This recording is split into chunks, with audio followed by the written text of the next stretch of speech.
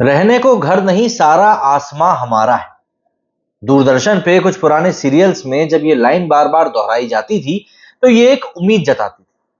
लेकिन मालदीव की हालत कुछ ऐसी है कि ये लोग हर समय वही काम करने में आजकल खुद को घुसा देते हैं जिस काम को करने में इनकी ही बर्बादी होती है। आमदनी अठन्नी, खर्चा रुपया, औकात से ज्यादा अपने आप को दिखाने की कोशिश, औकात से ज्यादा अपने आप को कमिटेड दिखाने की कोशिश कहीं ना कहीं मालदीव को खुद ही अपने आप में बर्बाद कर रही है। जैसा कि हम लोग पाकिस्तान के केस में देख चुके हैं। पाकिस्तान ने अपनी इकोनॉमी को दुरुस्त करने के लिए कभी वैसा काम किया ही नहीं जैसा शायद उसको करना चाहिए था। वो हमेशा आतंकवाद में अपना पैसा इन्वेस्ट करता रहा और आज हम देख रहे हैं कि उसकी इकोनॉमी जो है पूरी तरीके से बर्बाद हो चुकी है। एंड कहीं ना कहीं अब मालदीव भी उसी रास्ते पर जा रहा है। अब आप सोचेंगे कि क्या मालदीव भी आतंकवाद फैला रहा है, तो मैं आपको बता दूं ऐसा नहीं है। आज के समय में प्रोपेगेंडा फैलाना भी कोई कम बड़ा चोरी का काम नहीं होता है और इस समय मालदीव उसी का हिस्सा बनता जा रहा है। दरअसल मालदीव में जैसे जब से मुइज्जू साहब की सरकार आई है तब से ये मुइज्जू साहब कुछ ज्यादा ही प्रो चाइनीज हो रहे हैं। एंड प्रो चाइनीज होने का बट ऑब्वियस सा मतलब यही है कि आपको इंडिया के अगेंस्ट जाना है। कुछ समय पहले मालदीव के कुछ नेताओं ने जब इंडिया के प्रधानमंत्री मोदी के ऊपर कुछ बातें कही थी, उसके बाद तो आप जानते हैं कितना बड़ा आउटरीच हुआ था।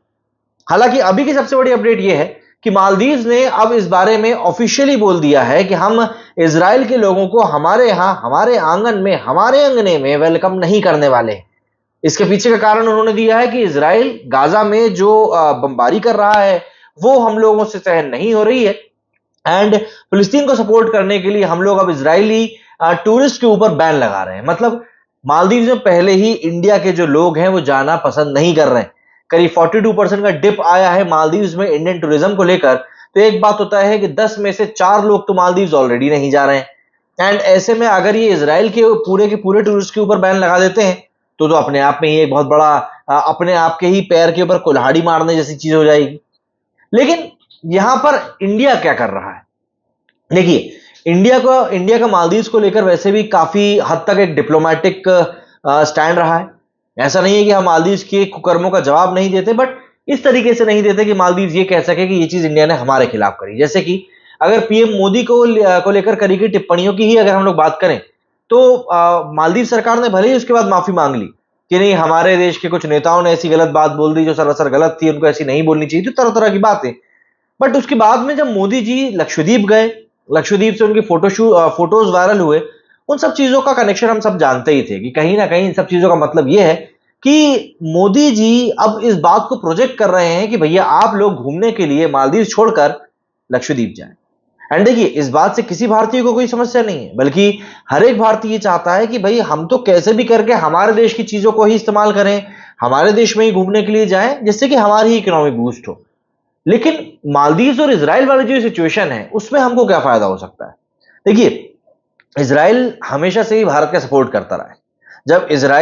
जब मालदीव और इंडिया के बीच में ये सब पूरी कंट्रोवर्सी चल रही थी, तब भी इसराइल ने साफ तौर पर इंडिया के टूरिज्म को ही प्रमोट किया था। लक्षद्वीप का नाम निकल के जब सामने आया तब डीसैलिनाइजेशन का जो प्रोग्राम था वो भी इसराइल ने ही शुरू करने की बात करी थी लक्षद्वीप में। एंड अब जबकि ये पूरा मैटर निकलकर सामने आया है कि इसराइल के जो टूरिस्ट हैं वो मालदीव नहीं जा सकते, तो एक एडवाइजरी जारी करी है इसराइल ने और उसमें अपने टूरिस्ट को चेताया है कि आप लोग घूमने के लिए मालदीव ना जाएं। और इसके लिए उन्होंने अल्टरनेटिव के तौर पर इंडिया को सुझाया है कि आप इंडिया जा सकते हैं। वहां पर गोवा जैसी जगह है, वहां पर कश्मीर जैसी जगह। देखिए, इंडिया एक बहुत ही डाइवर्सिटी वाला देश है, जहां पर कि आप नॉर्थ में जाएंगे तो आपको बर्फ मिल जाएगा, साउथ में जाएंगे आपको हरियाली मिल जाएगी, आप गोवा एंड कोस्टल तरफ जाएंगे तो आपको बीचेस मिल जाएंगे। एंड इसके बाद में आप आसाम, नागालैंड, मेघालय साइड जाएंगे, नागालैंड मेघालय साइड, तो वहां पर आपको हरे भरे वन मिलेंगे। तो ऐसा नहीं कि भारत में घूमने की जगह कम है, बल्कि अगर आप भारत को एक्सप्लोर करने बैठेंगे तो आराम से आपके कई साल निकल जाएंगे। तो ऐसे में इसराइल का इंडिया को लेकर इतनी बड़ी बात कहना, ये अपने आप में दोनों देशों के बीच में जो एक पारस्परिक संबंध बना हुआ है उसको दर्शाता है। अब ऐसे में इंडिया क्या कर सकता है? देखिए, इंडिया के अगर हम फॉरेन टूरिज्म की बात करें, जो हम फॉरेन का टूरिज्म अट्रैक्ट करने की बात करते हैं, वो हमेशा से ही काफी वीक रहा है। जो बजट है, जो एक्सपेंशन है, वो हमेशा से ही बहुत गलत साइड पर रहा है।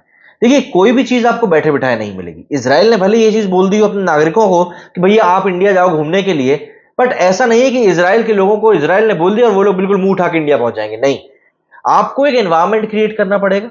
आपको लोगों को बताना पड़ेगा कि हाँ, इंडिया में आके आपको क्या क्या फायदे मिल सकते हैं। आपको फॉरेन टूरिस्ट को उस तरह का कहीं ना कहीं सिक्योरिटी भी मुहैया करानी पड़ेगी। अभी एक स्पेनिश के साथ में क्या कुछ हुआ तो मुझे आपको बताने की जरूरत नहीं है। तो ऐसे में इंडिया में स्कोप तो है, बट हम लोग ग्राउंड लेवल पर, रूट लेवल पर क्या कर रहे हैं, ये देखने वाली जरूरत।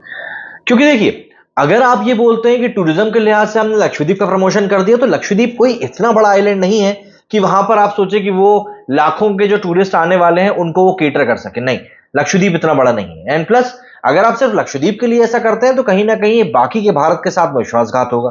तो आपको India as a whole economy के लिए कुछ ना कुछ करना पड़ेगा। अब India as a whole economy के लिए जब मैं टूरिज्म प्रमोशन की बात करता हूं, तो शॉकिंगली एक रिपोर्ट निकलकर सामने आती है जिसमें कि 2024 के बजट में टूरिज्म मिनिस्ट्री को सिर्फ 3 करोड़ रुपए अलॉट किए गए हैं ओवरसीज कैंपेन के लिए। आज के समय में 3 करोड़ रुपए ओवरसीज कैंपेनिंग के लिए कुछ ज्यादा ही कम नहीं है।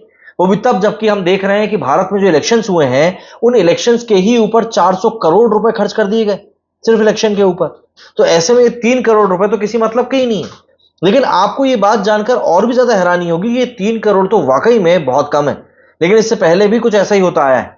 मतलब अगर मैं आपसे बात करूं बजट और एक्चुअल स्पेंडिंग के बारे में, तो सेंटर का जो स्पेंडिंग है ना इनक्रेडिबल इंडिया के तहत ओवरसीज प्रमोशन को लेकर 2020-21 में 450 करोड़ अलॉट किए गए थे, खर्च किए गए 115 करोड़। 2021-22 में 524 करोड़ रुपए अलॉट किए गए थे, 89 करोड़ रुपए खर्च करे गए। 2022-23 में 341 करोड़ अलॉट किए गए थे एंड खर्च किए गए 15 करोड़। 2023-24 में लास्ट फाइनेंशियल ईयर में ये पैसा और भी कम हो गया, जो कि 167 करोड़ के एलोकेशन के साथ आया, हालांकि स्पेंडिंग 100 करोड़ हुई। एंड अब जबकि हम 2024-25 के फाइनेंशियल ईयर की बात कर रहे हैं, सिर्फ 3 करोड़ रुपए। अब आप मुझे बताइए, जब आप इतना कम पैसा खर्च करने की बात कर रहे हैं, तो आप आखिर कैसे अपने टूरिज्म इंडस्ट्री को प्रमोट करने की बात करेंगे? ये चीज समझ से पूरी तरह से परे। आप एक तरफ तो चाह रहे हो कि आपकी टूरिज्म इंडस्ट्री ग्रो करे, लेकिन दूसरी तरफ आप सोच रहे हो कि नहीं यार, ये कैसे हो सकता है। यहां पर मैं आपका ध्यान एक चीज की तरफ और लेकर जाना चाहूंगा, मतलब क्योंकि यहां पर इंडिया के लिए संभावनाएं हैं। रशियन टूरिस्ट, यूक्रेनियन टूरिस्ट भी इंडिया के लिए बहुत पॉसिबिलिटीज रखते हैं। अभी व्हाइट पीपल ओनली करके कर्मकांड हुआ था, ये इसी साल की बात है, श्रीलंका में हुआ था। श्रीलंका में दरअसल रशियंस जो हैं और यूक्रेनियंस जो हैं काफी मात्रा में घूमने के लिए आते हैं। एंड जैसा कि अक्सर देखा जाता है, वैसा यहां पर भी होता है। रशिया और यूक्रेन वहां भले ही लड़ रहे हो अपने देशों में, लेकिन दूसरे देशों में आकर ये लोग काफी पार्टी शार्टी करते हैं। ये हमने गोवा में भी कई बार देखा है। तो ऐसे में जब इन दोनों ही जगहों के लोगों के बोलचाल काफी हद तक सेम है, दिखना पहनावा काफी हद तक सेम है, तो श्रीलंका में ये लोग पार्टी भी साथ में कर रहे थे। लेकिन इन्होंने अपनी पार्टी में कंडीशन रख दी थी, ओनली व्हाइट पीपल, मतलब कि जो लोकल श्रीलंकन लोग थे वही लोग यहां पर अलाउड नहीं थे। ये बात जब निकलकर सोशल मीडिया पर आई, सामने सरकार के लाई गई, तो सरकार काफी नाराज हो गई और उसके बाद रशियंस के ऊपर वहां पर बैन लगा दिया गया। तो ऐसे में वो रशियंस जो कि यूरोप और श्रीलंका जैसी जगह पर घूमने जाया करते थे, उनके लिए भी दरवाजे बंद हो चुके हैं। तो इंडिया यहां पर इन रशियंस को भी केटर कर सकता है, बट सबसे बड़ी बात यही है कि यहां पर इंडिया को इस बात का ध्यान रखना पड़ेगा कि उनको अपनी ओवरसीज कैंपेनिंग कैसे करनी है। क्या कहना है आप लोगों का इस बारे में, कमेंट करके जरूर बताइएगा। मेरे इस वीडियो फिलहाल इतना ही। जय हिंद, जय भारत।